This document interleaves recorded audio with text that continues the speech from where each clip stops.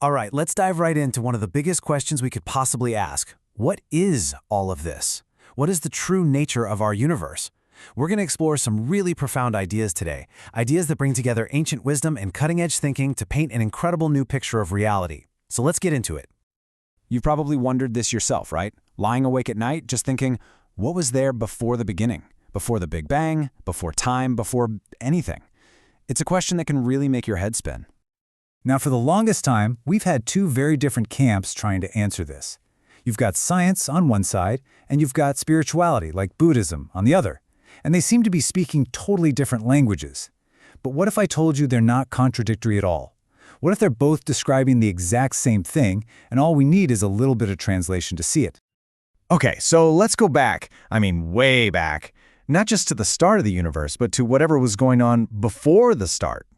So on one side of the coin, you have physics. It says, look, before the Big Bang, there was a singularity. Our math just stops working there. We can't calculate it. And on the other side, you have traditions like Buddhism, which call this state the void, or nothingness. Both kind of sound like a shrug, right? A cosmic mystery. But they're both pointing at the same profound truth. This is where we have to totally rethink that word, void. Because you see, it doesn't mean empty, not even close. The void isn't a lack of something. It's an infinite silent sea of pure potential.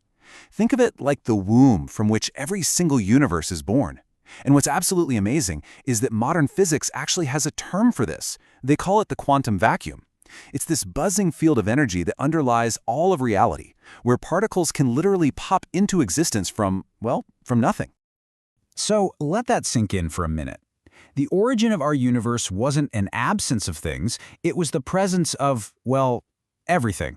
Every single possibility, all at once. Here's a really beautiful way to picture it. Imagine a painter's canvas. It's perfectly white, completely untouched. Now, in that state, it doesn't have a single image on it. But doesn't it hold the potential for every painting that could ever be created? That canvas, that pure, unlimited potential, that's the source. Okay, but this leads to a really human question, a very personal one.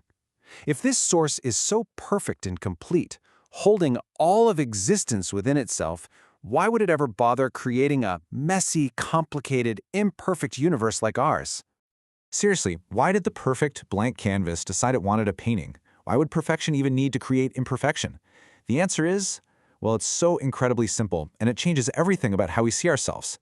It wanted to know itself. Just think about it. If you lived in a world that was only filled with light, how would you ever know what light is? You need the shadow to define it. The source, in its perfect unified state, had no way to experience itself, to know what it was. It was, in a sense, totally and utterly alone. And this brings us to the mirror theory. The idea is that the universe was created as this giant cosmic mirror so the source could finally see its own reflection. And us, you, me, everyone, we're like tiny little probes, where its eyes, its ears, its heart. Through you, the source gets to experience a sunset or feel what it's like to fall in love or learn from the pain of sorrow. Every single thing we feel is data being sent back, helping to answer that one cosmic question. What am I? So what does that make us? It means we're not just some random accident in a cold, meaningless universe. Not at all. We are travelers, we're explorers, and we're on a pretty sacred mission. So here's our mission, plain and simple. First, to live. To just dive into this three-dimensional adventure with everything we've got.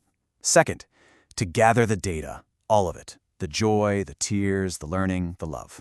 And third, to eventually bring all of those unique, irreplaceable experiences back home to the source.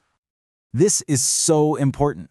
This means we're not just servants to some distant god. We are essential partners. We're partners in a cosmic project of self-discovery. Your life, with all its ups and downs, is literally helping the source, helping God grow and evolve. You are actively contributing to the expansion of consciousness itself. And you know what? That brings this whole massive cosmic story right back home, right here, right now, to you. Let's make this really, really personal.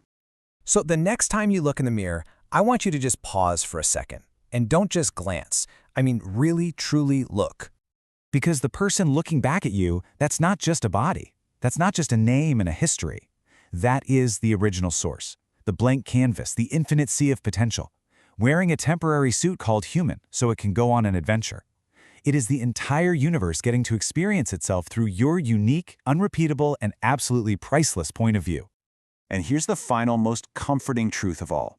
No matter how lost you feel, or how alone, or how far away from everything you think you've drifted, you have never, not for one single moment, been separate from that source. You've never actually left. You are, and you have always been, a part of it all. Welcome home.